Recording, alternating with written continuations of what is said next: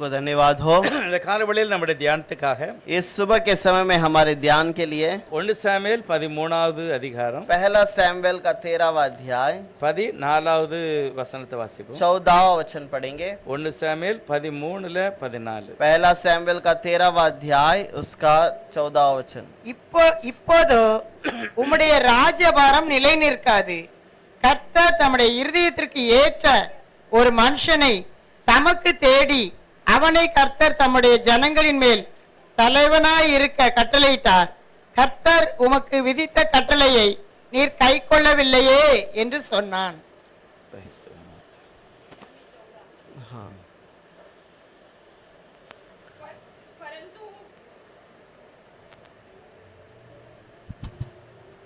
परंतु अब तेरा राज्य बना न रहेगा. यहोवा ने अपने लिए एक ऐसा पुरुष को ढूंढ लिया है जो उसके मन के अनुसार है, और यहोवा ने उसी को अपने प्रजा प्रधान होने के लिए ठहराया है, क्योंकि तूने यहोवा की आज्ञा को नहीं माना. இந்த வார்த்தையில ஒருவனை தள்ளி ஒருவனை கர்த்தர் தேடி அந்த இடத்துக்கு ஆயத்தப்படுத்துகிறார். और इस वचन में प्रभु एक को दूर करता है और एक को अपने पास ले लेता है और उसको अधिकार देता है.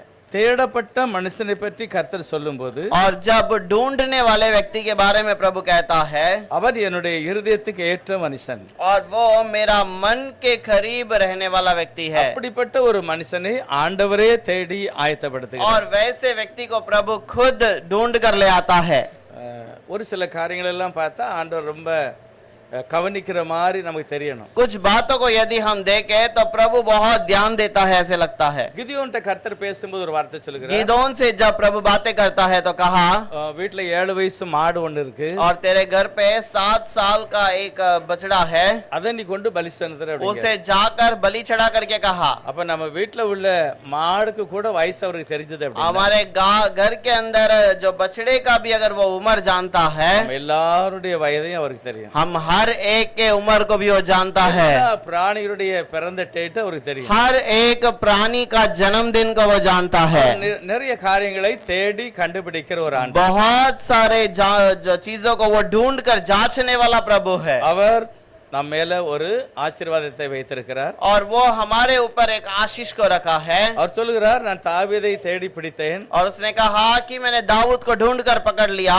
அவன் என் இருதயத்துக்கு ஏற்றதை அவன் செய்வான். और वो मेरा मन भावने वाला व्यक्ति है. அவன் செய்ய போகிற காரியத்தை கூட அவர் கண்டுபிடித்து சொல்லுகிறார். और वो करने वाले कामों के बारे में भी कहता है. இப்போ அவரே அவனை ரெடி பண்ணிட்டாரா இல்ல அவன் தான் அவருக்கு ரெடியா இருக்கிறானா? और क्या प्रभु ने दाऊद को तैयार कर लिया या फिर वो अपने आप को तैयार करके प्रभु के पास लाया? எவ்வளவுதான் தயாரானாலும் நான் விட்டு கொடுக்கலன்னா அது நடக்காது. और कितना भी तैयार हो जाए, जब तक मैं अपने आप को अर्पण न करूं तो न होगा. தேவன் எவ்வளவுதான் பிரயாசப்பட்டாலும் நான் சொல்லணும் சரியாப்பான்னு சொன்னாதான் அது நடக்கும். और वो प्रभु कितना भी प्रयास कर ले, लेकिन मैं कहना चाहिए प्रभु ऐसा है. அப்படிப்பட்ட ஜனங்களை தான் கர்த்தர் எடுத்து பயப்படுத்தி. वैसे लोगों को ही प्रभु प्रेम रखता है. இன்னைக்கு தாவீது ராஜாவினுடைய அவருடைய வாழ்க்கையை பற்றி நம்ம தியானிக்கலாம். आज दाऊद राजा के बारे में हम उसके जीवन में देखते हैं. ஜெபம் பண்ணலாம்.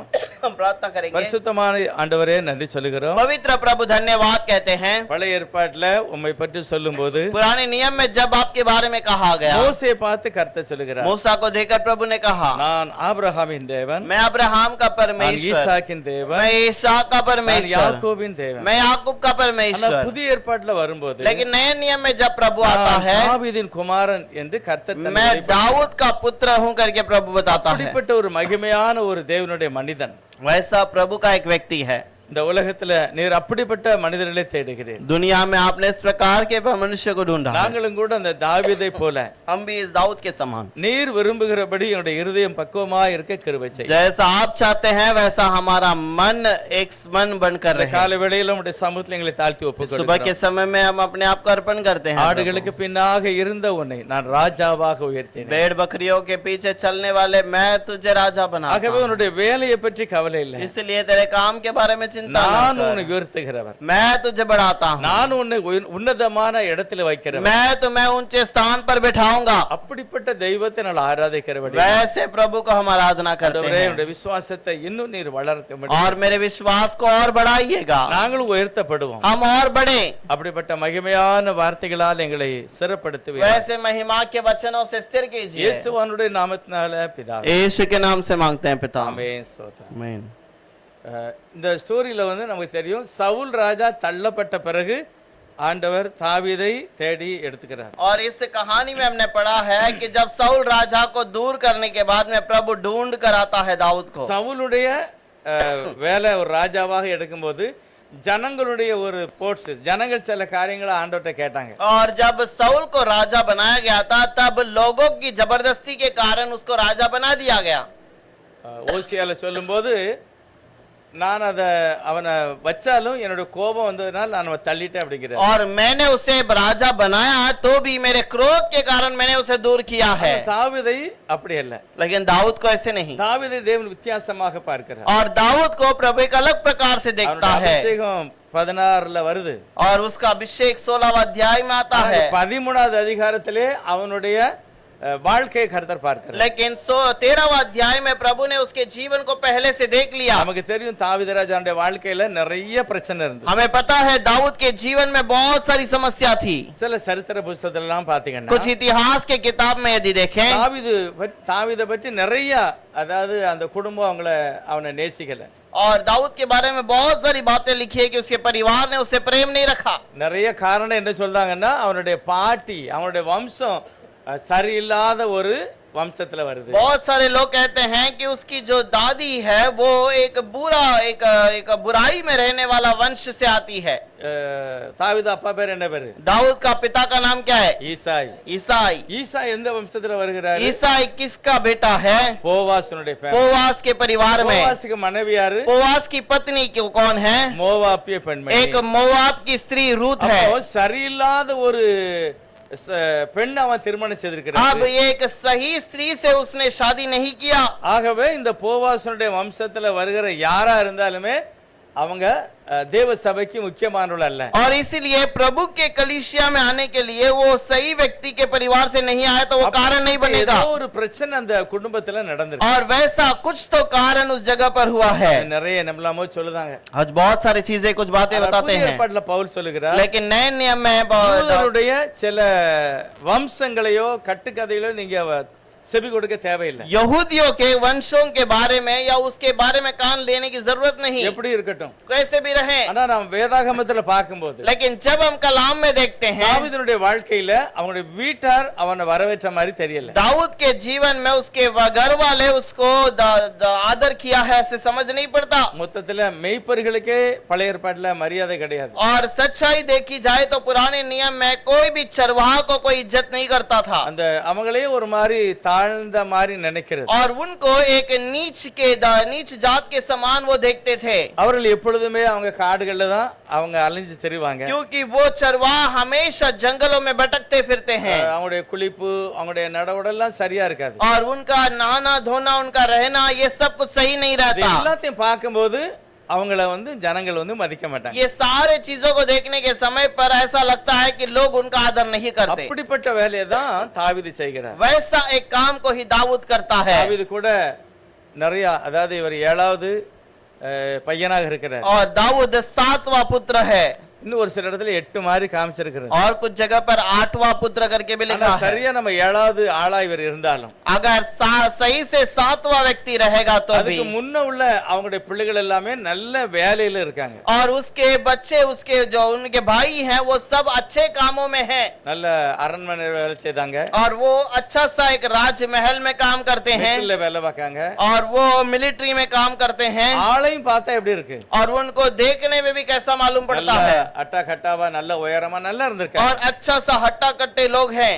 ஏன்னா சாமுவேல் அவருடைய வீட்டுக்கு போகும்போது लेकिन सामुएल उसके घर पर जाने के கர்த்தர் समय पर சொல்லுகிறார், நீ ஈசாயினுடைய வீட்டுக்கு போ, और प्रभु ने कहा तो ईसाई के घर पर जा, நான் ஒரு அவனுடைய குடும்பத்துல ஒரு ஆளை நான் தெரிந்திருக்கேன் அப்படிங்கிறார். और मैंने उस परिवार में एक व्यक्ति को चुना है। ஆனா சாமுவேல் வந்து பார்த்த உடனே அவனுடைய எல்லா பிள்ளைகளையுமே அவர் பார்க்கிறாரு, பரவாயில்ல நல்ல ஆட்கள். सामुएल जब देखता है घर के अंदर की सब लोग अच्छे जवान और अच्छा हट्टा कट्टा है, ஆனா கர்த்தர் என்ன சொன்னார் சாமுவேலை பார்த்து, लेकिन प्रभु ने सामुएल को देखकर कहा, சாமுவேலே நீ அவனுடைய சரீர வளர்ச்சியை நீ பார்க்க, ए सामुएल तू तो उनके शरीर को देखकर तू पहचानता है, நான் சரீரத்தை பார்க்கல, लेकिन मैं उसके शरीर को नहीं அவனுடைய देखता, உள்ளத்தை பார்க்கிறேன். मैं उसके मन को देखता हूँ। தேவன் அவனுடைய இருதயத்தை பார்த்து அவனை தெரிந்து கொண்டார். और मैं प्रभु ने उसके मन को देखकर उसको पहचाना।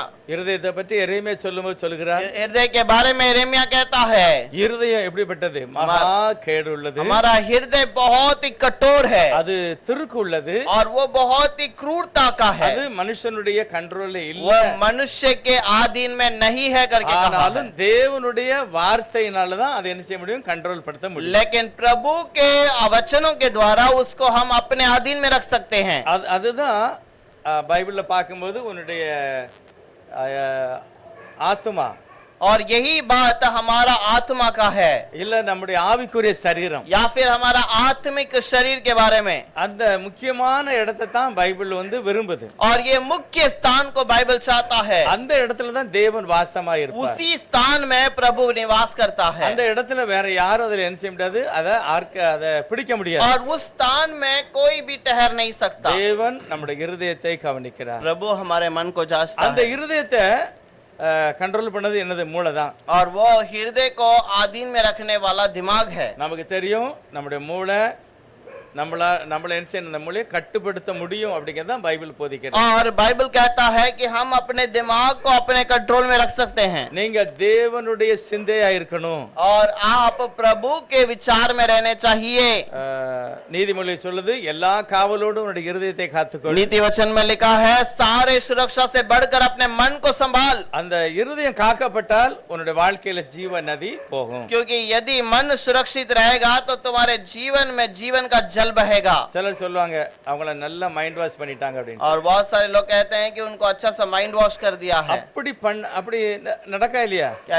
ऐसा होता है कि नहीं? நீங்க நிறைய ஆதங்கவாதிகள் இருக்காங்க, बहुत सारे आतंकवादी हैं, தேசத்துல நிறைய பிரச்சனைகளையும் கொலையும் கொள்ளையும் நடக்கு. बहुत सारे जो देश के अंदर मारना, घात करना, चोरी करना होता है। ஒரே ஒரு காரணம், அவருடைய மூளைய தவறான வார்த்தையினால நிரப்புனதுனால இப்படி நடக்கு. ये इसी कारण होता है कि उनके दिमाग और मन को बुरी बातों से भराया गया है। அவங்களுக்கு ஸ்டடி பண்ணுவாங்க, वो उसे सही उसको सिखाते हैं, இல்லாததெல்லாம் சொல்லுவாங்க, और जो बात नहीं है उस बात को बताते हैं, வெறுப்பு அவங்களுக்கு படிச்சு கொடுப்பாங்க, और एक बुराई के बातों को सिखाते அது हैं। அந்த மூளையில இருந்த பிறகு और जब वो बात वहां पर रहता है, அவங்க என்ன செய்தாலும் அதுதான் அவங்களுக்கு சரியா தெரியும். और वो कुछ भी कहें तो वो काम उनका वो वैसे ही रहता है। ஆகவேதான் கர்த்தர் சொல்லுகிறார், इसीलिए प्रभु कहता है, உன்னுடைய இருதயத்துல தேவனுடைய வார்த்தை நிறைந்திருந்தால் நீ ஆசீர்வாதமா இருப்பாய். तेरे मन में प्रभु अगर भरपूर है तो तू आशीषित रहेगा। உன்னுடைய இருதயத்தை தேவனுடைய வசனம் மட்டும்தான் சரியாக்கும். मेरा मन को केवल प्रभु का वचन ही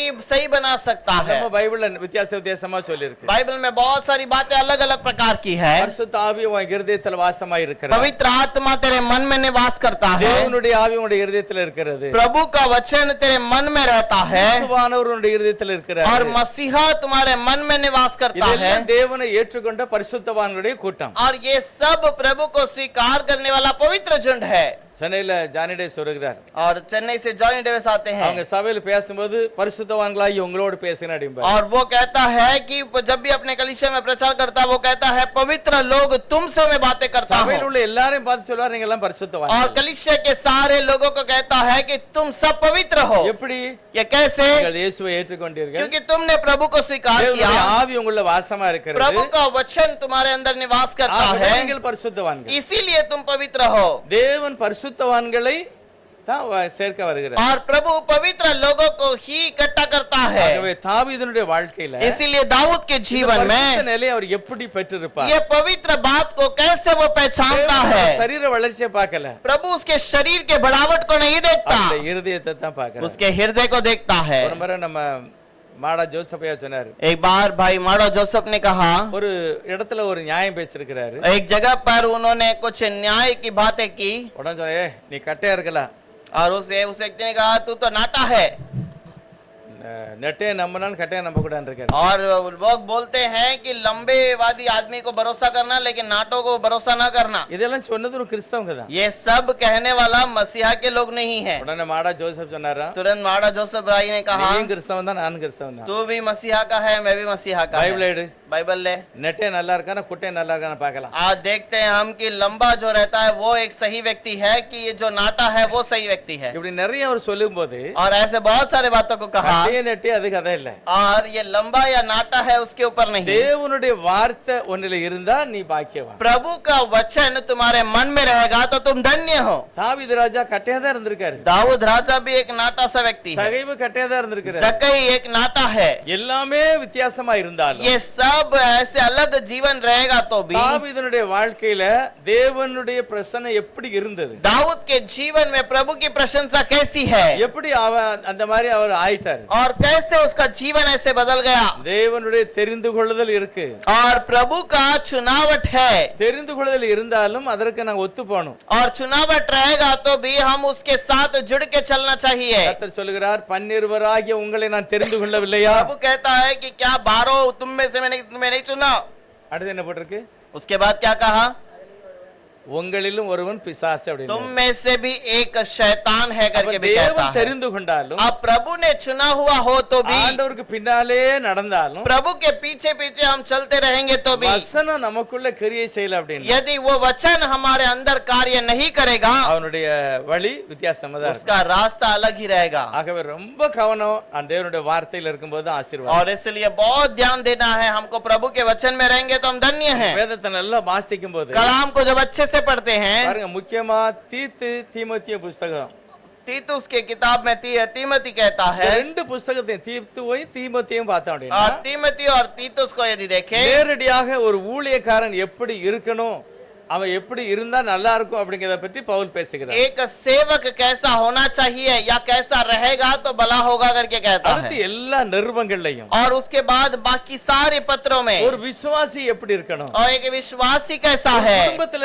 அவங்க கணவன் மனைவி எப்படி இருக்கணும், एक परिवार में पति और पत्नी कैसे होने चाहिए, ஊழியக்காரனை பற்றி எழுதியிருக்கு, सेवक के बारे में कहा, ராஜாவை பற்றி எழுதியிருக்கு, राजा के बारे में कहा, கம்பெனி நீ ஓனரா இருந்தா உன்னை பற்றி एक எழுதியிருக்கு, कंपनी का मालिक है तो उसके बारे में कहा। எல்லாரையும் பற்றி பவுல் மூலமாக கர்த்தர் நல்ல ஆலோசனை கொடுக்கிறார். सारे लोगों के बारे में प्रभु का एक अच्छा तसल्ली के बातों को இந்த कहता है। ஆலோசனைக்கு நான் ஒப்பு கொடுக்கும் போது एक अच्छा शिक्षक को जब हम आज्ञा को मानते हैं, எழுதப்பட்ட வார்த்தை என்னுடைய வாழ்க்கையில நிறைவேறும். लिखा हुआ बात जब हमारे जीवन में आता है, என்ன எழுதியிருக்கு, उसमें क्या लिखा है, உலகத்தில் உள்ள எல்லாரை காட்டிலும் நான் உன்னை மேன்மையாக வைப்பேன். दुनिया में रहने वाले सारे लोगों से मैं तुम्हें ऊंचाई पे रखूंगा। எப்படி அந்த ஸ்தானம் கிடைக்கும், ये कैसे वो स्थान मिलता है, வசனத்தை கண்டுபிடித்து அதற்குள்ளாக நம்ம ஒப்பு जब கொடுக்கிறோம். वचन के लिए अपने आप को अर्पण करते हैं तब उस कार्य का फल मिलता है। எல்லாருக்கும் ஒரு சாப்டர் இருக்கு பைபிள், और सब के लिए एक बात इस बाइबल के अंदर நீங்க है, தான் தேடி கண்டுபிடிக்கணும்.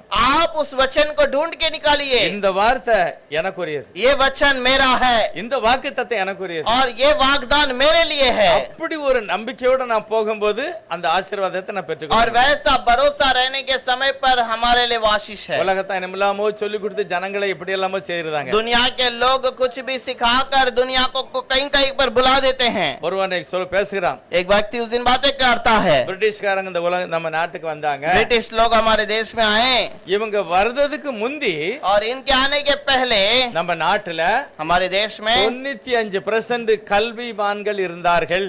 और 99% लोग हमारे शिक्षक लोग थे।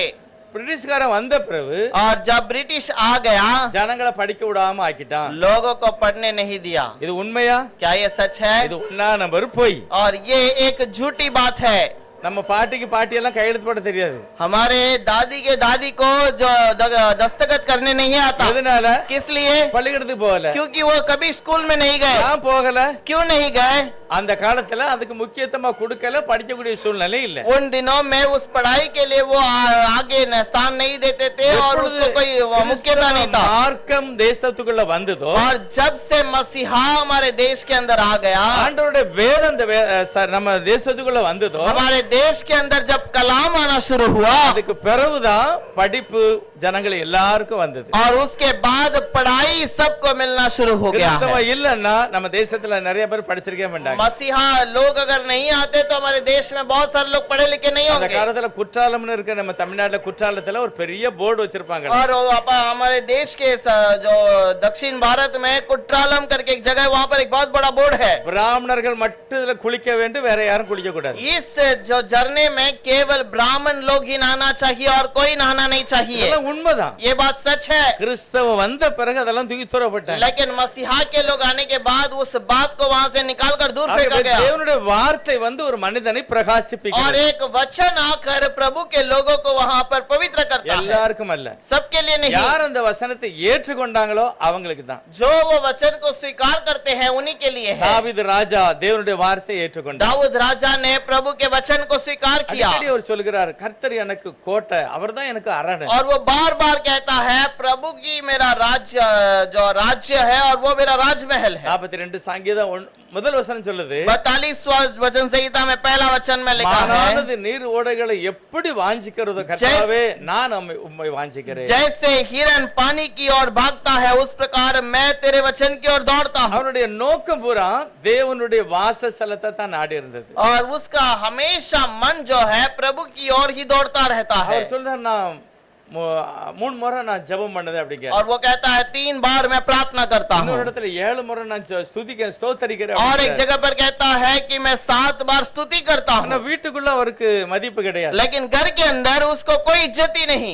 சகோதரர்களுக்குள்ளேயும் மதிப்பு கிடையாது. उसके भाइयों के बीच में भी उसका कोई इज्जत नहीं। தாவீதை கொஞ்சம் யோசித்து பாருங்க. दाऊद को सोच कर देखिए। அவர் சாப்பாடு எல்லாம் கொண்டு வராரு. और अच्छा सा भोजन सब लेकर जाता है। அப்பா சொல்றாரு, நம்ம அண்ணன் தம்பி எல்லாம் அங்க இருக்காங்க, और वो कहता है हमारे भाई सब वहाँ पर हैं, அவங்கள போய் நீ விசாரிச்சிட்டு வா. उनको जाकर पूछ कर அவர் आओ। ஒரு கழுதையில और वो एक गधे ஒரு में ஆட்டுக்குட்டி, एक भेड़ को நிறைய लेकर நல்ல நல்ல விலை உயர்ந்த நல்ல சாப்பாடு बहुत अच्छा खाना भोजन सब लेकर இதெல்லாம் जाता கொண்டு है। போய் கொடுத்து நலம் விசாரிக்க போறாரு. ये सब उनको देकर उनकी हाल पूछने जा रहा है। அதெல்லாம் வாங்கிக்கிட்டு அவன் என்ன சொன்னாங்க, और ये सारे लोगों को चीजों को लेकर उन्होंने क्या कहा, நீ கோலியாத்தி சண்டே பார்க்க வந்திருக்க, क्या तू गोलियत की लड़ाई को देखने आया, நீங்க டைம் பாஸ் பண்ண வந்திருக்க, तू अपना समय बिताने के लिए आया है, இருந்த ஆடெல்லாம் காட்டுல விட்டுட்டு வந்திருக்க. और अपना जो भेड़ है वो जंगल में अकेले छोड़कर आ गया। இதே மாதிரிதான் யோசேப்புக்கும் நடந்தது. और इसी प्रकार यूसुफ के साथ அவரு हुआ। சாப்பாடெல்லாம் கொண்டு போனாரு. वो सब भोजन ले गया, எல்லாம் வாங்குனாங்க, சாப்பிட்டாங்க. सब लोगों ने लिया, सबने ஆனா खाया। சொப்பனக்காரன்னு சொல்லி அவனை எல்லாம் மட்டம் தட்டினாங்க. लेकिन स्वप्न वाला है करके सबको उसने ஆனா उसको இவங்களுக்கு दबाए। இருந்த விசேஷம் என்னது, लेकिन इसके अंदर का विशेष बात क्या है, தேவனுடைய வார்த்தை வாக்குத்தத்தம். और प्रभु का वाग्दान वो वचन का, அதுதான் அவனுடைய வாழ்க்கையில பெரிய மாற்றத்தை கொண்டு வந்தது. और यही उसके जीवन में बहुत बड़े बदलाव को ले உலகமே आया। வெறுத்தாலும் சரி, दुनिया खुद आपको इनकार करे तो இவங்க भी, ரெண்டு பேரையும் ஒண்ணுமே செய்ய முடியல. इन दोनों को कुछ नहीं किया जा सकता। எல்லாரும் வெறுத்தாங்க, सब लोगों ने इनकार किया, ஆனா தேவன் அவனை வெறுக்கல. लेकिन प्रभु ने उसे इनकार नहीं किया। தாவீது ராஜாவுடைய வாழ்க்கையில சொல்லுகிறார், दाऊद राजा उसके जीवन நான் में कहता है, எடுக்காதத நான் கொடுக்க வேண்டியதாயிற்று. जिन चीजों को मैंने नहीं लिया उसको मुझे देना पड़ा। அப்படின்னா என்ன அர்த்தம், इसका मतलब क्या है, எடுக்கல ஆனா கொடுத்தாராம். मैंने उठाया, मैंने अपने लिए तो नहीं लिया लेकिन मुझे अपने पास से उसे देना पड़ा। யாக்கோபு, பழைய ஏற்பாட்டுல யாக்கோபு, याकूब पुराने नियम में அவர் தன்னுடைய மாமாவை பற்றி கம்ப்ளைண்ட் பண்ணும்போது சொல்றாரு, वो उसके ससुर के बारे में कहता है, நான் ஆடு மேய்க்கும் போது எத்தனை ஆடெல்லாம் காணலையோ, मैंने जब भेड़ चराने के समय पर जितने सारे भेड़ खो गए थे, என்னுடைய லாபான் என் ஆட்டை எடுத்துக்கிட்டாரு. और मेरा ससुर ने मुझसे मेरे हिस्से से वो बाग को ले लिया। எத்தனை ஆடை சிங்கமோ கரடியோ அடிச்சிட்டோ, और जितने बकरियों भेड़ बकरियों को सिंह ने या बालू ने मार दिया, என்னுடைய சொத்துல இருந்து என்னுடைய ஆட்டுக்குட்டி அவர் எடுத்துக்கிட்டார். मेरे हिस्से से उसने अपने लिए ले लिया। இதே போலதான் நம்ம தாவீதுக்கு நடந்தது. ऐसा ही दाऊद के जीवन में भी हुआ நான் है, எடுக்கவே இல்ல, मैंने तो लिया नहीं, நீதான் எடுத்துன்னு சாதிக்கான். और वो कहता है तूने ही लिया, அதனால என்னுடைய ஆட்டுக்குட்டியை நான் கொடுத்திருக்கேன். और इसलिए मैंने अपने भेड़ बकरी को दे दिया, காட்டுல மரணம் இருளான ஒரு பள்ளத்தாக்குல நடந்து என்னுடைய ஆட்டுக்குட்டியை நான் மேய்த்தேன். और मैं गहराई में अंधकार में से जाने वाले रास्ते पर भी मैंने बकरियों को चलाया। எல்லா சூழ்நிலையிலுமே தேவன் என் மேல இரக்கமாய் இருந்தார். सारे परिस्थिति में प्रभु मेरे पर अनुग्रह किया। முக்கியமான காரணம், தாவீது முன்னோர்களுடைய விசுவாசத்திலே உறுதியாக இருந்திருக்கு. और इसका मुख्य कारण है कि दाऊद पुराने लोगों के उन बातों के ऊपर बहुत सोच कर रखा था। தாவீதை பற்றி பைபிள் என்ன சொல்லுது அப்படின்னா, दाऊद के बारे में बाइबल क्या कहती அது है, என்ன சொல்றாங்க அப்படின்னா, उस पर क्या कहते हैं?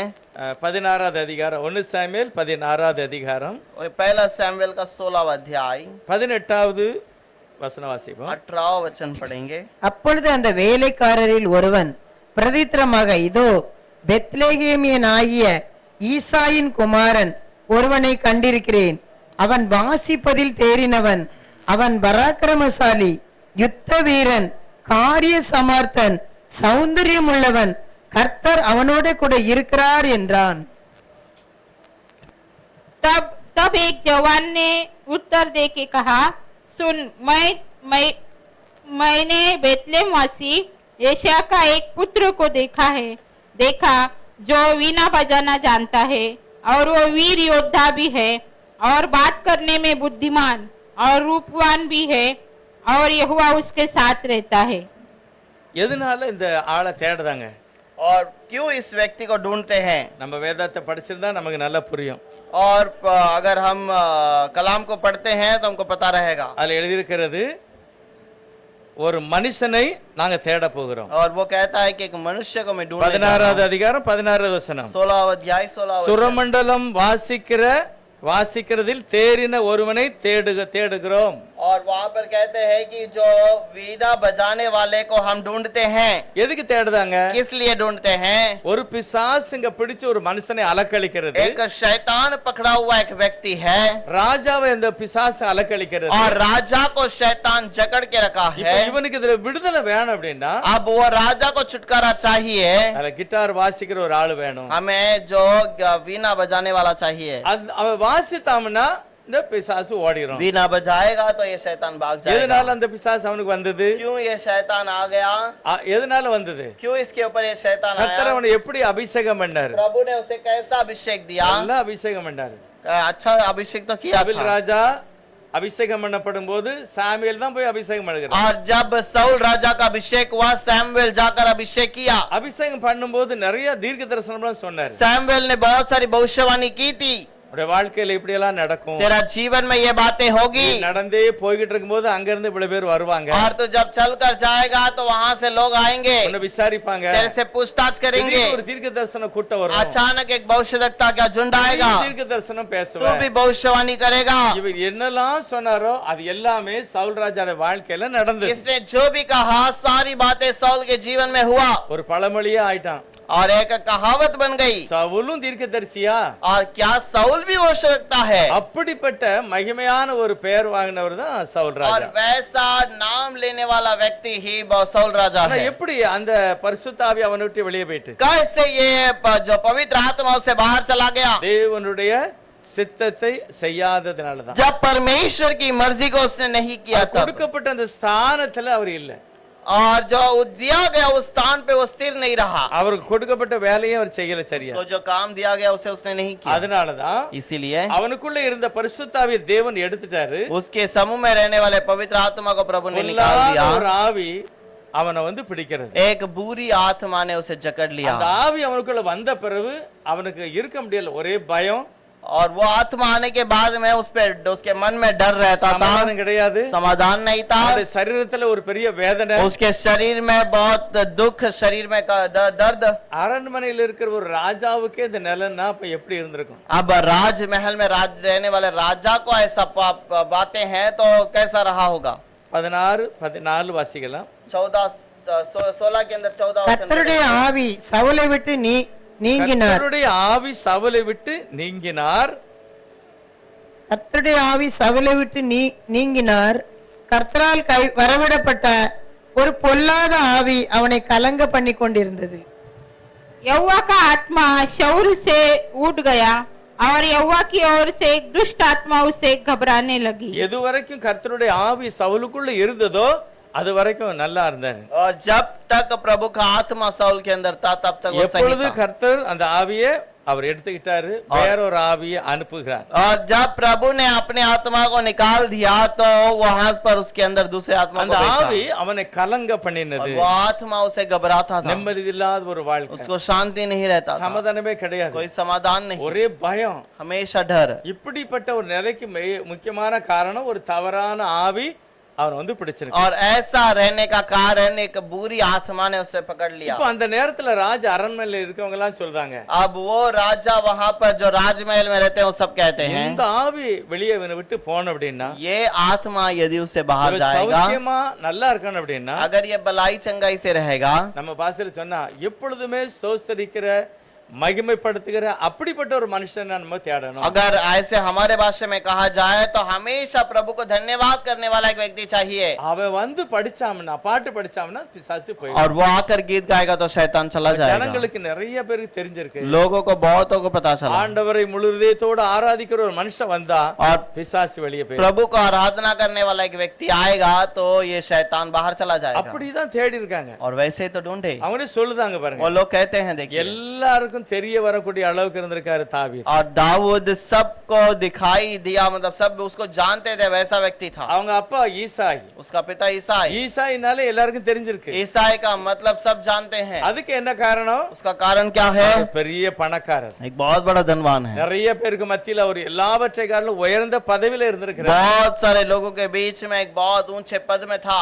ஆனா தாவீதை பற்றி தெரிய காரணம் என்ன? लेकिन दाऊद के बारे में क्यों ऐसे मालूम அவர் पड़ा? எப்பொழுதும் துதித்து ஆராதிக்கிறவன், हमेशा स्तुति आराधना करने वाला, மகிமைப்படுத்துகிறவன், महिमा करने वाला, ஆகவேதான் ஜனங்களுக்கு வந்து தெரிஞ்சிருக்கு. इसीलिए लोग उसे जानते थे। அன்னைக்கு ஒரு ஊழியக்காரர் சொல்றாரு, उस दिन एक सेवक ने நிறைய कहा, பேர் சபையில வந்து ஆராதிப்பாங்க, बहुत सारे लोग कलीसिया में क्या आराधना महिमा करते हैं, पढ़ते हैं। महिमा करते हैं, நல்லா தான் பார்க்கலாம் தெரியும், वो दिखने में तो अच्छा है, எல்லாரும் வாய் திறந்தெல்லாம் துதிப்பாங்க, மகிமைப்படுத்துவாங்க. बहुत सारे लोग आकर स्तुति महिमा करते हैं, ஆனா ரெண்டு கூட்டம் கர்த்தரை வித்தியாசமா ஆராதிக்கிறாங்க. लेकिन दो झुंड है जो प्रभु को, लोगों को अलग प्रकार से आराधना ஒரு करते हैं। கூட்டம், एक झुंड है, நம்ம பக்கத்துல யார் இருக்கா, हमारे आसपास कौन है, என்ன உடுத்திருக்காங்க, क्या पहन कर आए கழுத்துல हैं, என்னெல்லாம் போட்டிருக்காங்க, वो गले में क्या क्या पहना है, இதெல்லாம் கவனிச்சுக்கிட்டே ஆராதிப்பாங்க. और ये सब ध्यान देते हुए आराधना करते அவங்க हैं। என்ன உடுத்திருக்காங்கன்னு கண்டிப்பா தெரியும், और वो क्या पहना है करके भी पता है, என்னெல்லாம் போட்டிருக்காங்க அதுவும் தெரியும். और वो क्या क्या पहने हैं ये सब पता है। அல்லேலூயா ஸ்தோத்திரம், எல்லாமே நடந்துகிட்டு இருக்கு. लेकिन हालेलुया स्तुति धन्यवाद करके कहते रहेंगे। இது ஒரு கூட்டம் ஆராதிக்கும். ये एक झुंड है जो आराधना करता இன்னொரு है। கூட்டம் ஆள் தெரியும், ஆனா என்ன உடுத்தாங்க என்ன போட்டிருக்காங்கன்னு கவனிக்க மாட்டாங்க. और एक व्यक्ति है जिसको लोग तो पहचान में आता है, लेकिन वो क्या पहना है क्या नहीं पहना उसको वो पता नहीं, அவங்க இயேசுவையே பார்ப்பாங்க. क्योंकि वो यीशु को देखते அவங்க हैं। தான் முழு இதயத்தோட ஆராதிக்கிறாங்க. वही लोग पूरे मन से प्रभु की आराधना करते हैं, சமத்துல ஆராதிச்சிட்டு ஆண்டவருடைய பிரசன்னத்தினால நிறைஞ்சிட்டு போயிடுவாங்க. और वो प्रभु के मन से वचनों से भरपूर होकर चलते हैं। ஆனா இந்த கூட்டம் அந்த மாதிரியே தான் போகும். लेकिन ये झुंड जैसा आया वैसा ही जाता है, இவங்களுக்கு ஒரு நன்மையும் கிடைக்காது. और इनको कोई भलाई नहीं होती। ஆனால் ஆண்டவரை மகிமைப்படுத்தினவர், लेकिन प्रभु को जो महिमा करते அவருடைய हैं, தேவனால் ஆசீர்வதிக்கப்பட்டவர்களாய் திரும்புவார். और वो प्रभु से आशीषित किए हुए के समान लौटेंगे। நீங்க நிறைய இடத்துல பார்க்கலாம், பவுலே சொல்றாரு, आज बहुत सारे जगह पर देख सकते हैं पौल कहता है, சந்தோஷமாயிருங்கள், हमेशा आनंदित रहो। சந்தோஷமாயிருங்கள் என்று மறுபடியும் मैं சொல்றாரு. फिर से कहता हूँ कि आनंदित रहो। நெகேமியா எஸ்ரா சொல்றாரு, नहमी एस्रा कहते हैं, போதும் துக்கமா இருக்காதங்க, சந்தோஷமா இருங்க. और दुख मत रहो, खुशी से रहो। தேவன் அப்படிப்பட்ட ஒரு இருதயத்தை ஜனங்களிடத்துல விரும்புகிறார். प्रभु ऐसे लोगों को, लोगों से लोगों के मन में इंतजार करता है। अगर ये चाहिए, நான் தேவனை முழு இதயத்தோட ஆராதிக்கணும். हमें प्रभु को पूरे मन से आराधना करना ஆராதனை चाहिए। செய்யும் போது என்ன நடந்திருக்கு? आराधना தாவீதுக்கு करने के समय पर दाऊद के जीवन में क्या हुआ? தாவீதுக்கு என்ன நடந்திருக்கு? दाऊद को क्या हुआ? அவர் எப்பொழுதும் மகிமைப்படுத்தினார் वो ஆண்டவரை, हमेशा प्रभु को महिमा करता ஆராதனை था, செய்தாரு, आराधना किया, ஒரு வாத்தியம் எல்லாம் और வச்சிருந்திருக்காரு. हमेशा बजाने वाले वस्तु उसके हाथ में थे। இவர் ஆராதிக்கும் போது பிசாசு போயிருக்கு, और ये जब आराधना करता तो शैतान चला जाता, ஆனா இவர் மேல பரிசுத்த ஆவியானவர் வந்திருக்கிறார். लेकिन इसके ऊपर पवित्र आत्मा आया, அவர் பாடுகிற ஒவ்வொரு வார்த்தைகளுமே வசனமாகவே மாறிவிட்டது. और वो गाने वाला हर एक गीत वचन बन गया। பாருங்க அவர் எப்படி எல்லாம் எழுதார், வசனத்தை எழுதாரு. वचन को कैसे कैसे लिखता है, அல்லேலூயான்னு சொன்ன வார்த்தையே இவர்தான் அதிகமா. और हालेलुया करने वाला वो शब्द इसी ने कहा है। புதிய ஏற்பாட்டுல எங்க இருக்கு இந்த அல்லேலூயா? नए नियम में ये हालेलुया कहाँ पर है? யாருக்கா தெரியுமா எங்க இருக்குன்ட்டு? क्या आपको पता है कहाँ पर लिखा है? யார் சொல்லுதா அல்லேலூயான்ட்டு? कौन कहता है हालेलुया? புதிய ஏற்பாட்டுல எங்க இருக்கு? வெளிப்படுத்த விசேஷத்துல தான் இருக்கு. नए नियम के अंदर प्रकाशित वाक्य में ही लिखा है, தேவனுடைய ஜனங்கள் அல்லேலூயா என்று ஆர்ப்பரிப்பார். और प्रभु के लोग हालेलुया करके स्तुति करेंगे। பழைய ஏற்பாடுல தாவீது சொல்லுறாரு, पुराने नियम में दाऊद कहता है, இது உண்மையிலே பரலோக பாஷை தான். और जरूर ये स्वर्ग की भाषा है, சொல்ல போகிற பாஷையை முதலே சொல்லுகிறார். और जो कहा जाने वाले भाषा को वो पहले कह दिया। எப்பொழுதும் கர்த்தரை நன்றி சொல்லி துதித்து ஆர்ப்பரிக்கிற மனிதன், और हमेशा प्रभु को स्तुति करने वाला जो व्यक्ति தேவ है, ஆவியினால் நிரம்பப்படும் பொழுது और प्रभु के आत्मा से जब भरा जाता है, வாயிலிருந்து வாருகிற வார்த்தை கர்த்தருடைய வார்த்தையா उसके இருக்கிறது. मुंह से आने वाला शब्द वो बहुत ही सामर्थ का என் है। ஆத்மாவே கர்த்தரை ஸ்தோத்திரி. हे मेरे मन यहोवा को धन्य कहे। இந்த வார்த்தையில யார் சொல்லுதா? ये सब कौन कहता है? கர்த்தரை பாடி மகிமைப்படுத்தினவர்கள் பேசினார். और प्रभु की महिमा करने वाले कहते हैं। எரேமியா தீர்க்கதரிசி, यिर्मयाह भविष्यद्वक्ता, எசேக்கியேல், एजेकियल, இவங்க எல்லாம் எப்படி எழுதாங்க பைபிள்ல? ये सब बाइबल में कैसे लिखते தேவனுடைய हैं? ஆவி வந்தது, அவங்க எழுதினாங்க. प्रभु के आत्मा उन पर आया तब उन्होंने लिखा। ஆனா தாவீது ராஜா அப்படி இல்ல. लेकिन दाऊद राजा அவர் ऐसे பாடி नहीं, மகிமைப்படுத்துகிறார், और वो गीत गाकर महिमा करता கர்த்தர் है। வந்து பேசுகிறார். प्रभु आकर बातें करता இந்த है। வார்த்தை, இந்த காரியத்தை வந்து நம்ம எல்லாருமே பெற்றுக்கொள்ள முடியுங்கிறது தாவீதுடைய வாழ்க்கையில பார்க்கலாம். और ये सारे बातें जो प्रभु के द्वारा हम पा सकते हैं करके दाऊद के जीवन में देखते ஏசாயா, हैं। எரேமியா, இசைக்கியா ஸ்தானத்தை எல்லாரும் பிடிக்க முடியாது. लेकिन यिर्मयाह, एजेकियल जो जैसा इनके स्थान को कोई नहीं पकड़ सकता। ஆண்டவரே அவங்களை தெரிந்து கொண்டு அவங்களை அபிஷேகம் பண்ணி அவங்களை ஆசீர்வதிக்கிறார். प्रभु ने उन्हें चुना, उन्हें अभिषेक किया, आशीष किया, चलाया। யோவானை சொல்லும்போது புதிய ஏற்பாட்டுல சொல்றார், யோவான் ஸ்நானரை பற்றி சொல்லும்போது यूहन्ना बपतिस्मा देने वाले के बारे में यीशु कहता है, தாயின் கற்பத்தில் இருக்கும்போதே நான் பரிசுத்த ஆவியினால் और நிரப்பினேன். जब तुम मां के कोख में था तब मैंने तुझे पवित्र आत्मा से भर दिया। ஆகவே அவன் பரிசுத்தவான்களாய் தீர்க்கதரிசிகளாய் விளங்கினான். और इसलिए वो पवित्र आत्मा और भविष्यद्वक्ता करके दिखाई தாவீது दिया। அப்படி இல்ல. लेकिन दाऊद ऐसे नहीं। தேவனுடைய வார்த்தையை கேட்டாரு, और प्रभु के वचन को सुना, நம்பினாரு, भरोसा किया, அவர் துதிக்க ஆரம்பித்தார். और जब स्तुति करना शुरू தேவன் किया, கிரியை செய்ய ஆரம்பிச்சிட்டார். प्रभु वहां पर कार्य करना शुरू किया। எல்லாருமே இந்த ஸ்தானத்தை பெற்றுக்கொள்ள முடியும். सब लोगों ने सब लोग इस स्थान को पा सकते हैं। எல்லாருமே இந்த ஆசீர்வாதத்தை நான் எடுத்துக்கொள்ள முடியும். सब लोग इस आशीष को पा सकते हैं। எப்பொழுதுமே ஆண்டவரை ஸ்துதித்து மகிமைப்படுத்துகிறது. और हमेशा प्रभु को धन्यवाद स्तुति அவன் करना। வாசிப்பதிலே அவன் தேர்னவன். और वो पढ़ाई करने में बहुत ही आगे का व्यक्ति है। 16 எழுதியிருக்கிறது, 16 சுரமண்டல में लिखा है, வாசிக்கிறதில் தேறினவன். और वहाँ पर वीणा बजाने में बहुत ही अच्छा है। ஆண்டவருடைய நாமத்தை ஆராதனையிலே சொல்லி और மகிமைப்படுத்தியிருக்கிறான். प्रभु के नाम को आराधना में उसको महिमा किया है। இரண்டாவது பராக்கிரமசாலி. और उसके बाद वो सामर्थवान भी है। வேற பராக்கிரமசாலி யாரும் கேள்விப்பட்டிருக்கீங்களா பைபிள்ல? और दूसरा सामर्थवान कौन है? பராக்கிரமசாலினா எப்படி? और वो सामर्थवान कौन है? அப்ப தாவீது எப்படி பராக்கிரமசாலி? और दाऊद कैसा सामर्थवान है? பழைய ஏற்பாடுல கிதியோனை பார்த்து கர்த்தர் சொல்லுகிறார், प्रभु गिदोन को देखकर कहता है, பராக்கிரமசாலியே. है सूरवीर। எப்படி तो பராக்கிரமசாலி? कैसा सूरवीर बन गया? கர்த்தருடைய வார்த்தையில அவன் நம்பி இருந்தார். प्रभु के वचन पे भरोसा करता है। தேவன் எங்களோடு இருந்தா प्रभु यदि मेरे साथ है, நாங்க இப்படி பயப்பட மாட்டோம். हम ऐसे नहीं डरेंगे, நாங்கள் தைரியமா இருப்போம். हम धैर्य से रहेंगे। ஆண்டவர் சொல்லுகிறார், और प्रभु कहता है, இயேசுவானவரே தூதனானவராக வந்து கிதியோன்ட்ட பேசுறார், और प्रभु यीशु स्वर्गदूत बनकर गिदोन से बात करता நீ है, பராக்கிரமசாலி. तू सूरवीर है, உங்க அப்பா ஒரு பூஜாரி, और तेरा पिता तो एक पुजारी है। ஆனா இந்த குடும்பத்துக்குள்ளேயும் நீ எனக்கு சாட்சியா இருக்க. लेकिन इस परिवार में भी तू मेरा गवाही है, ஆகவே நீ ஒரு और பராக்கிரமசாலி. इसलिए तू एक सूरवीर है, உன்னோட நான் இருப்பேன் அப்படின்னு. और मैं तेरे संग रहूंगा। இந்த அனுபவம் தான் தாவீது ராஜாக்குள்ள இருந்திருக்கு. यही अनुभव दाऊद राजा के अंदर था। ஆண்டவர் அவனை பார்த்து சொல்லு, ஜனங்கள் சொல்றாங்க, लोग அவன் ஒரு பராக்கிரமசாலி, कहते हैं कि वो एक शूरवीर है, அவன் யுத்த வீரன். वो युद्ध में लड़ाई के लिए युद्ध करने वाला है। இது கோலியாத்தை அடிச்ச பிறகு அடிக்கு முந்தியா? यह क्या गोलियत को मारने के पहले या मारने के बाद? அடிக்கு முந்தி. ओ मारने के पहले की बात அப்ப है। அடிக்கு முந்தியே ஜனங்கள் சொல்றாங்க அவன் ஒரு பெரிய வீரன். अब उसको मारने के पहले लोग कहते हैं कि वो युद्ध का वीर है। எப்படி இந்த மகிமை எல்லாம் அவனுக்கு ये கிடைச்சிருக்கு? कैसे महिमा की बातें उसे मिली? வேதாகமம் தான், இந்த வசனம் தான் அவனை அந்த மாதிரி மாற்றிச்சு. और ये वचन ही उसे वैसे बदल दिया। படிச்சு வாழ்க்கையில ஒரு மாற்றம். और पढ़ाई कर करके उसके जीवन में बदलावट। இத படிக்க அவனுடைய ஜீவன்ல, பேச்சில எல்லாத்திலயும் மாற்றம் வந்துச்சு. और ये सब पढ़ाई करके उसके जीवन में सब बदल गया। தேவன் அவனை மகிமையான ஒரு மனிதனாய் மாற்றினார். प्रभु ने उसे एक महिमा का व्यक्ति बना दिया। ஆண்டவரே சொல்றார், நான் யார் தெரியுமா? தாவீதின் குமாரன். प्रभु कहता है, तू जानता है मैं कौन हूँ? मैं दाऊद का पुत्र हूँ। இயேசுவானவர் சொல்லுகிறார், நான் यीशु தாவீதின் कहता குமாரன். है मैं दाऊद का पुत्र நான் हूँ, தாவீதின் வம்சத்துல मैं வந்திருக்கேன். दाऊद के वंश में जन्म लिया। எப்படிப்பட்ட ஒரு மகிமையான ஸ்தானத்தை தாவீது और எடுத்திருக்கிறார். कैसे एक महिमा के स्थान को दाऊद ने लिया அடுத்து है। சொல்லுகிற காரியத்துல சாமர்த்தியம் உள்ளவன். और एक बात कहता है कि वो अपने कार्य में सफलता में रहने எல்லாமே वाला। வார்த்தையை வாசித்து பலப்பட்ட மனுஷன். और ये सारे वचनों को पढ़कर सामर्थ्य पाने वाला அடுத்து व्यक्ति है। பழைய ஏற்பாட்டுல பாத்தீங்கன்னா காரியத்துல சாமர்த்தியம் உள்ள யாரு? और उसके बाद कार्य में सामर्थ्यवान दूसरा व्यक्ति कौन है? யோசேப்பை பற்றி எழுதியிருக்கிறது. यूसुफ के बारे में कहता है। ஆதியாகமம் 39வது அதிகாரத்தில் எழுதியிருக்கிறது. उत्पत्ति के 39वें अध्याय में लिखा है, எல்லாவற்றிலும் காரியத்துல சாமர்த்தியம் உள்ளவனாய் இருந்தான். यूसुफ सारे कामों में सामर्थ्यवान गुणवान था। அடுத்து அவன் அழகுள்ளவன் என்று और எழுதியிருக்கிறது. उसके बाद वो बहुत ही सुंदर है करके அவன் लिखा है, சௌந்தரியவான். वो रूपवान है। பழைய ஏற்பாட்டுல ஆண்டவருடைய பிரசன்னத்துல உட்கார்ந்துட்டு வந்த மோசே, और प्रभु के समूह में बैठकर आने वाला मूसा, அவனுடைய முகத்துல ஒரு பிரகாசம் இருந்தது. उसके चेहरे में एक चमक है। அதுதான் ஒரு பெரிய ஆசீர்வாதம். और ये एक बहुत बड़ी आशीष है। இதுக்கெல்லாம் நம்ம காரணம் பார்த்தோம்டா. और ये सारे बातों को यदि हम ध्यान थे, அதை வாசிக்கிறது மட்டுமில்ல, ஆண்டவரை மகிமைப்படுத்தினது தான் காரணம். केवल कलाम पढ़ना नहीं, प्रभु को महिमा करने का ही ये कारण है। கர்த்தர் அவனோட அடுத்த சொல்லுங்க, கர்த்தர் அவனோட கூட இருந்தார். और प्रभु उसके संग में रहा।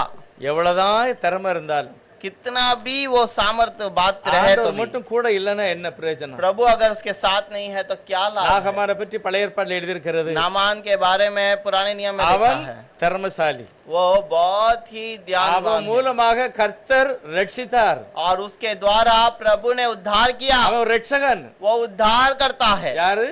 कौन? நாகமான். नामान। எவ்வளவுதான் திறமை இருந்தாலும் ஆனா குஷ்டரோகி. और कितना भी दो सामर्थ्यवान रहे तो भी उसको कोढ़ का बीमार है। என்ன பிரயோஜனம்? क्या लाभ है? குஷ்டரோகிக்கு என்ன பிரயோஜனம்? अभी ये कोढ़ का बीमार है तो क्या लाभ होगा? பைபிள் தாவீதை பற்றி சொல்லுகிறது. दाऊद के बारे में बाइबल कहती है, கர்த்தர் அவனோடு கூட இருந்தார். प्रभु उसके संग है। பழைய ஏற்பாட்டில் யாரு கூட இருந்தார்? ஆண்டவர். और पुराने नियम में कौन था उसके साथ? யோசேப்போடு கர்த்தர் இருந்தார். और यूसुफ के साथ में प्रभु था। ஆண்டவர் எப்படி அவன் கூட இருந்தாரு? और प्रभु उसके संग में कैसा அவனுடைய है? நம்பிக்கை, அவனுடைய விசுவாசம், और प्रभु के अंदर वो विश्वास, அவன் கர்த்தரையே நம்பினதுனாலதான் और वो प्रभु के ऊपर भरोसा किया, इसीलिए ஆண்டவர் அவன் கூட இருக்கிறாரு. प्रभु उसके साथ है। ஆண்டவர் எங்க இருப்பாரு? प्रभु कहाँ पर है? நம்ம ஒரு நல்ல ஒரு பாட்டு படிப்போம், और हम अच्छा से गीत गाते हैं, தேவன் எங்கே இருப்பார். प्रभु कहाँ पर है? ஸ்ரீலங்கால இருந்து ஒரு படிச்சிருந்தார் ஒரு பாட்டு, श्रीलंका के एक व्यक्ति ने कहा, பரலோகமே उम्मीद तुझी पर பரலோகமே உம்மை துதிக்கிறது, அதனாலதான் நீர் அங்கே இருக்கீங்க. स्वर्ग आपका स्तुति करता है, इसीलिए आप स्वर्ग में निवास எங்க करते சபையில हैं। நாங்க துதிப்போம், நீர் எங்க கூட இருக்கணும். हम अपने कलिसिया में स्तुति करेंगे, आप यहाँ पर भी आइए। அப்ப எங்க இருப்பாரு? अब वो कहाँ पर रहेगा? நான் அவருக்கு நன்றி சொல்லும்போது, जहाँ पर मैं उसकी स्तुति அவரை करूंगा, மகிமைப்படுத்தும் போது, और जब मैं उसकी महिमा करूंगा, கர்த்தருடைய பிரசன்னம் அங்கே இருக்கிறது. प्रभु की प्रशंसा उसके साथ है। அப்படிப்பட்ட மனுஷர்கள் தான் தேவ ஆவியினால் நிரப்பப்பட்டவர். और वैसे लोग ही प्रभु की आत्मा से भरे हुए हैं।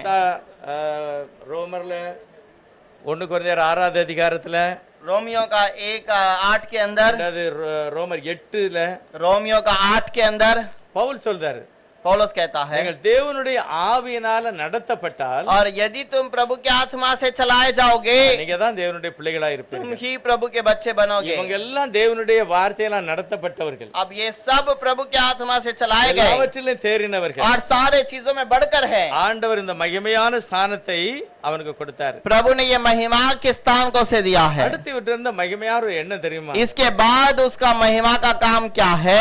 ஒரு காரியத்தை அடிக்கடி பழைய அவருடைய ஆட்சி காலத்துல, ஆட்சின்னு வரல, और वो उसके राज्य के समय पर राज्य आया तो नहीं। ஒரு வசனம் வாசிக்கலாம். एक वचन पढ़ेंगे, 1 சாமுவேல் 26வது அதிகாரத்துல पहला शमूएल का 26वां अध्याय 9வது ஒரு வசனம். 9वां वचन। தாவீது அபிசாயை பார்த்து, அவரை கொல்லாதே, கர்த்தர் அபிஷேகம் அனுவித்தவர் மேல் தன் கையை போட்டு குற்றமில்லாமற் போகிறவன் யார் என்று சொன்னான். दाऊद ने अबीशा से कहा, उसे नष्ट न कर, क्योंकि यहोवा की अभिषिक्ता पर हाथ चलाकर कौन निर्दोष ठहर सकता है।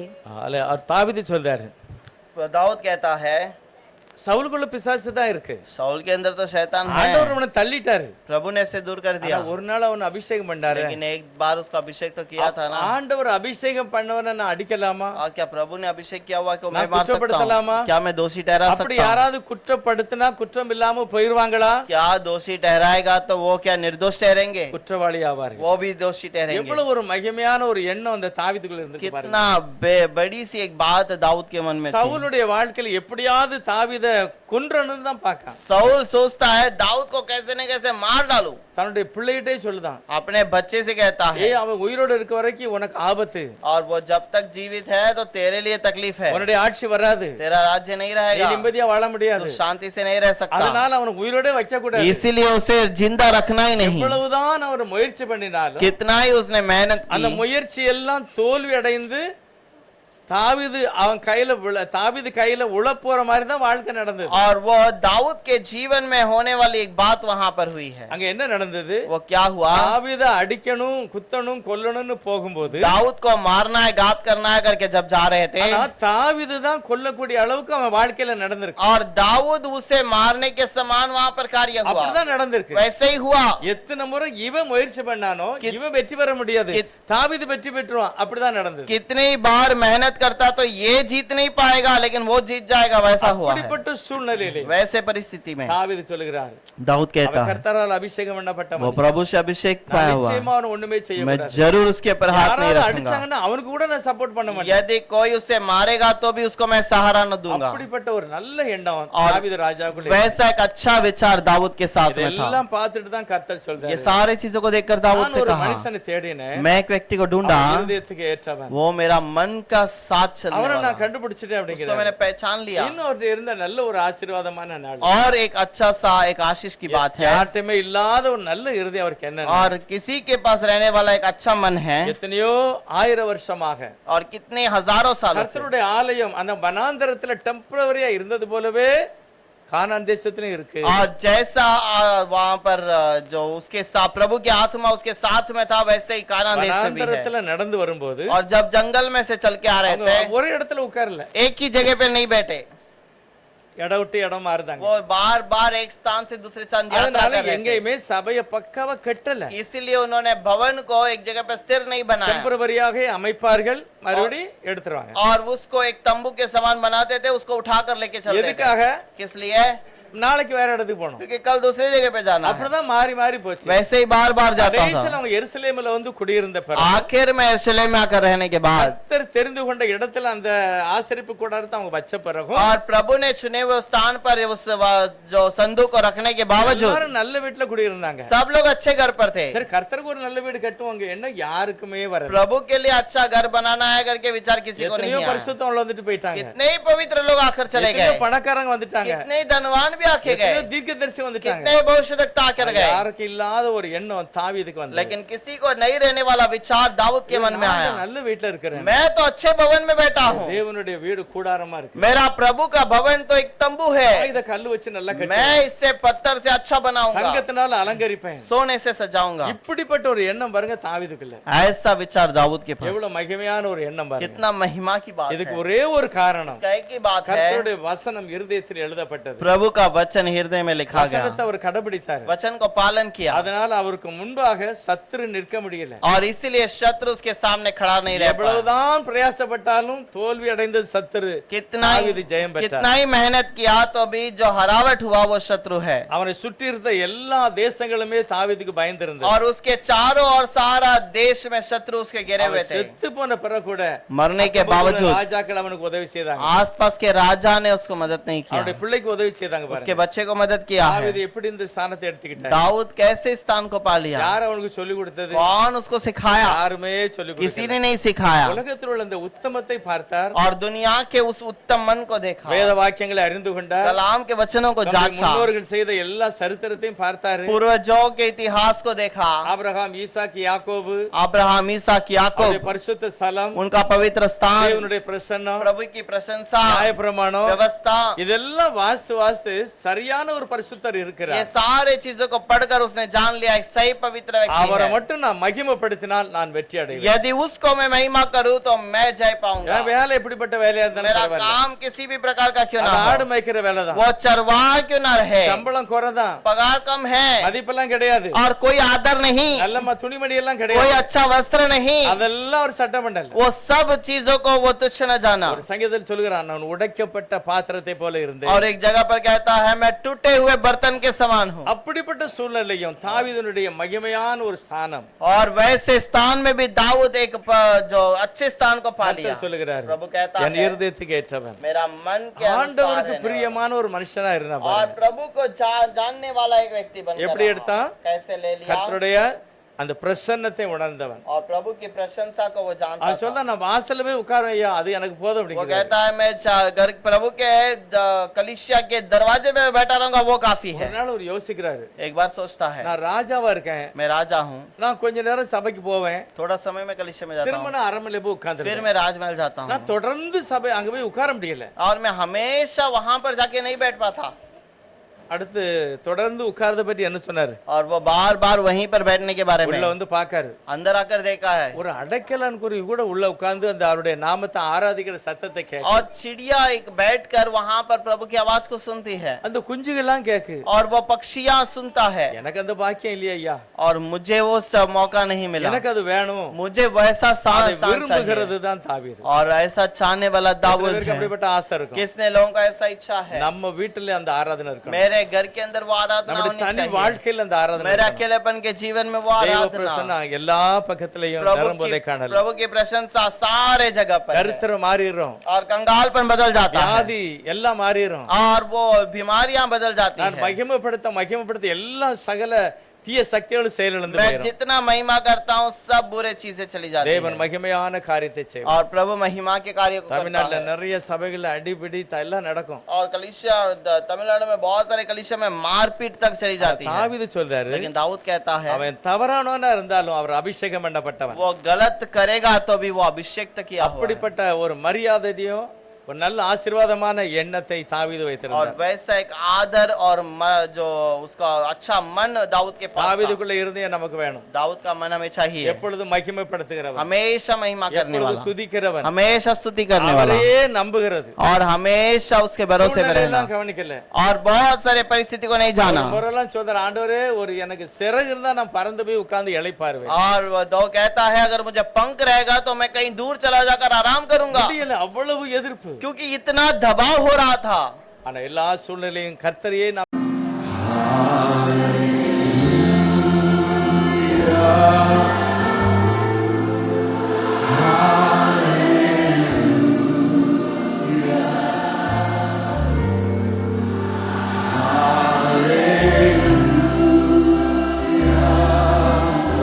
Thank you, Jesus. Hallelujah.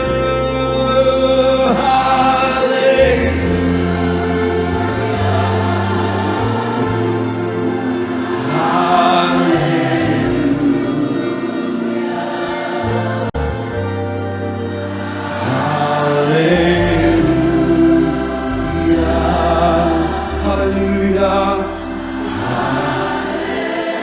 Come on, let's sing. Thank you, Jesus. Thank you, Jesus. Thank you, Jesus.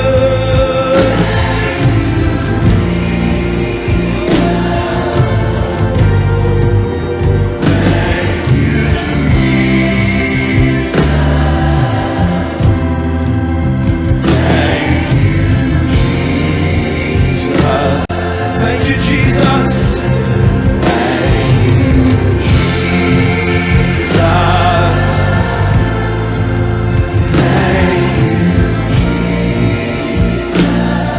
Thank you, Jesus.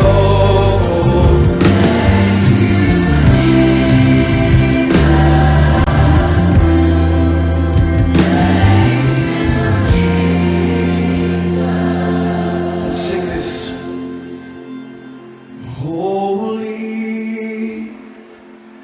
holy are you.